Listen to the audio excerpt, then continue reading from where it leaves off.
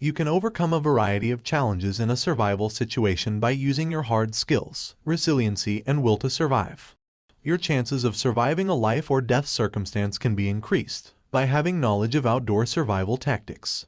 For examples, being able to construct a shelter, forage for food-producing plants, locate water, and start a fire. Before proceeding further, if you are new to this channel, then please subscribe to this and hit the like button. I am sure you will get some interesting videos in this channel. Now comes to the video. Practice difficult abilities in situations that simulate the difficulties you could encounter in the field to put yourself to the test.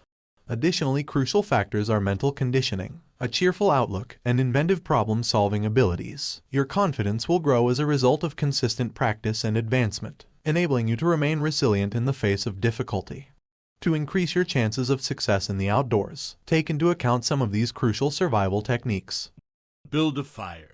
Start a fire with dried leaves, pine needles, or small bits of wood to warm up and cook food. Keep warm, or keep wild animals away from your shelter. To ignite tinder and kindling, use fire starter or water-resistant matches. Craft a short-term survival shelter.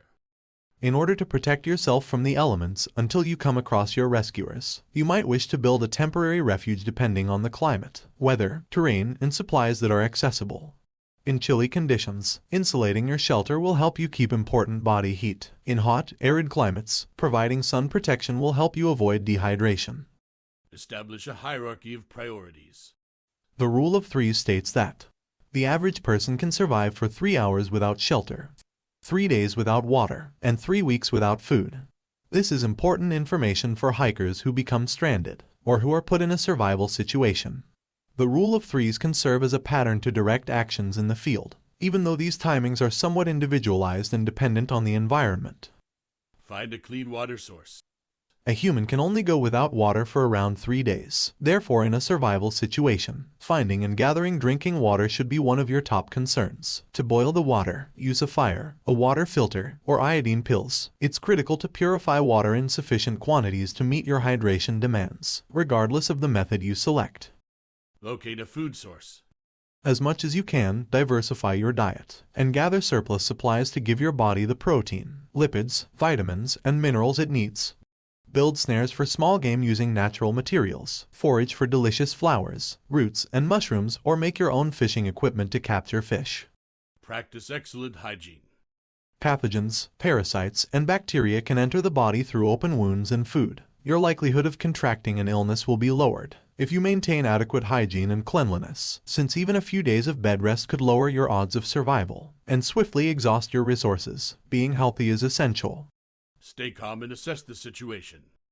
Your mind is the most valuable survival resource you have. The human brain's amygdala releases a flood of stress chemicals to start the body's fight or flight reaction when you find yourself in a life or death survival crisis. Until you have a firm plan in place, fight against your inclinations by pausing to gather your thoughts. This will help you avoid taking unnecessary risks and use less energy. Being cool is essential since mistakes can be fatal, particularly in the woods. Signal nearby search and rescue teams. Use mirrors, whistles, and smoke as well as other visual and audible cues to draw rescuers' attention, and let them know where you need to be taken away. To stay connected, especially if you're traveling alone, put a solar phone charger in your survival bag. Test your bushcraft skills before you need them. You might already be able to make a bowline knot and use the North Star to navigate, but you should still practice these abilities in a preparedness exercise. Although knowledge is important, practice can help you identify your advantages and disadvantages so that you can ultimately get better. Use everything at your disposal.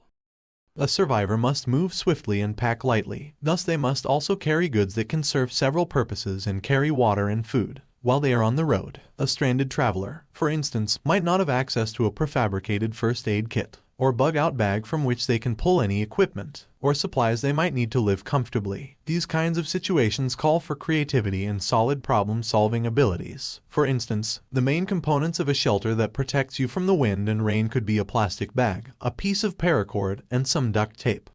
That's all of today's videos. If you like this video, then please hit like and share. Also, don't forget to subscribe to this channel. See you in next video. Till then, bye-bye.